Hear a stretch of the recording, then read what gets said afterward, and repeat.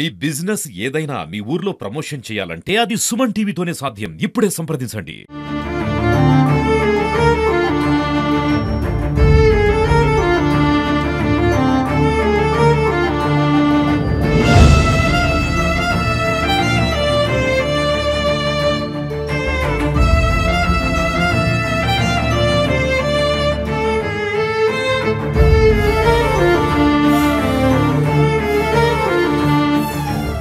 రాష్ట్ర వ్యాప్తంగా కలకం లేపిన సూర్యాపేట పరువు హత్య కేసులో పోలీసులు అయితే తమ విచారణ అయితే ముమ్మరం చేశారు. హత్య చేసింది భార్గవి సోదరులు. ఏదైతే బంటి సంబంధించిన భార్య ఉందో, భార్యకు సంబంధించిన ఇద్దరు సోదరులు, వాళ్ళ దూర బంధువు బైరు మహేష్ అయితే పోలీసులు దాదాపు ఒక నిర్ధారణకు వచ్చిన పరిస్థితి ఉంది. ప్రస్తుతం మనం బంటిని హత్య చేసిన ప్రదేశంలో ఉన్నాం. ఇక్కడ సూర్యాపేట జనగాం రోడ్ లో సింధు కాలనీ వెనకాల ఒక నిర్మానుష్య ప్రదేశంలోనే ఇక్కడ మనం చూస్తున్న ఈ ప్రదేశంలోనే బంటిని హత్య చేసినట్లు తెలుస్తా ఉంది. ఇక్కడ కళ్ళు కోసం వచ్చి వెళ్దామని బైరు మహేష్ బంటితో ఇక్కడికి తీసుకొచ్చారు. దాదాపు 4 గంటల పాటు ఇద్దరు గడిపారు. అయితే ఈ హత్య పథకం ప్రకారమే జరిగినట్లయితే తెలుస్తా ఉంది. పోలీసుల విచారణలో అయితే ఇంకా నమ్మలేని విషయాలు బయటకు వస్తున్నాయి. 26వ తేదీన ఆ రోజు మొత్తం కూడా బైరు మహేష్ అనే వ్యక్తితోనే బంటి ఉన్నట్లు తెలుస్తా ఉంది.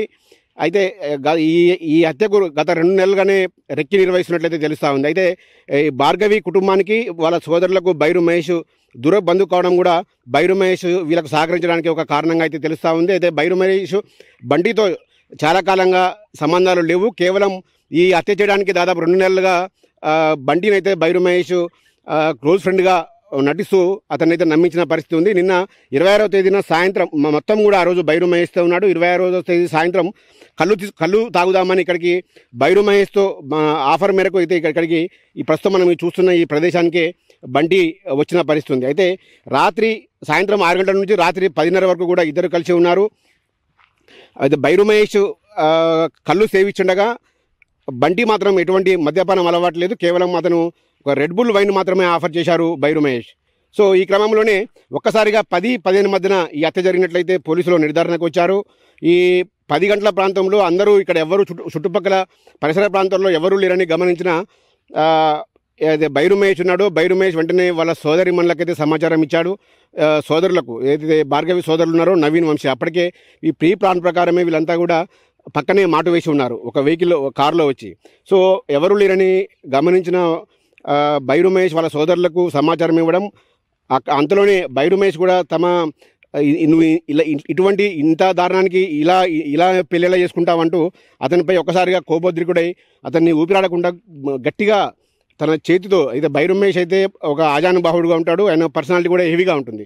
సో బంటి మాత్రం ఇంకా కొంత బక్కగా ఉండడంతో అతను ఊపిరాడకుండా అతన్ని కదలకుండా చేశాడు బైరు మహేష్. ఇంతలోనే పరుగున వచ్చిన వంశీ, నవీన్ కుమార్, భార్గవి సోదరులు ఉన్నారో వంశీ 2 కాళ్ళు పట్టాడు.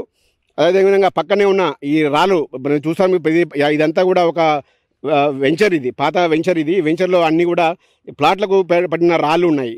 ఈ రాళ్ళను తీసుకొని బైరు మహేష్ మెడబట్టాడు బిర్రుగా. వంశీ 2 కాళ్ళపై కూర్చున్నాడు. సో నవీన్ కుమార్ ఒక్కసారిగా ఆగ్రహం వ్యక్తం చేస్తూ మాకే ద్రోహం చేస్తావా అంటూ ఒక్కసారిగా రాయి తీసుకొని అతన్ని ఇష్టానుసారంగా బాధిన పరిస్థితి. ఇతను చనిపోయేంత వరకు కూడా దాదాపు బాధిన పరిస్థితి. ఈ బాధిన క్రమంలోనే అతని రిబ్స్ మొత్తం కూడా పూర్తిగా ముక్కలుగా అయిన పరిస్థితి ఉంది. సో చంపేసిన తర్వాత బాడీని, ఏదైతే బంటి ఉన్న డెడ్ బాడీని తీసుకెళ్లి తమ గ్రామ శివారులోనే పిల్లడమర్రి చెరువు కట్టపై, కెనాల్ కట్టపైన పడవేసిన పరిస్థితి ఉంది. సో ఈ క్రమంలోనే పోలీసులు అయితే ఇంకా విచారణ అయితే ఇంకా ముమ్మరం చేస్తున్నారు. అయితే ప్రత్యక్షంగా చివరిగా బంటిని హత్య చేసింది భార్గవి కుటుంబీకులని ఒక నిర్ధారణకు అయితే వచ్చినట్లు తెలుస్తూ ఉంది. ఇంకా ప్రత్యక్షంగా 3 పాల్గొన్నప్పటికీ కూడా బాడీని అక్కడి వరకు తీసుకెళ్ళాలి. మరి ఇంకా ఎవరైనా సహకరించారా, లేక ఇంకెవరైనా హస్తం ఉందన్నట్టు అందరినీ కూడా సూర్యాపేటలోని సబ్ డివిజన్ పరిధిలోని వేరు పోలీస్ స్టేషన్లో ఉంచి అందరినీ కూడా విచారిస్తున్న పరిస్థితి ఉంది. మొత్తంగా చూసుకుంటే ఈ హత్య కేసులో అయితే మరో 24 గంటలు లేదా 48 గంటల్లో పూర్తిగా కొలికొచ్చే అవకాశం అయితే ఉంది. మనకు వస్తున్న సమాచారం మేరకైతే పూర్తి స్థాయిలో భార్గవి కుటుంబీకులే ఈ హత్యకు చేసినట్లయితే మనకు తెలుస్తూ ఉంది.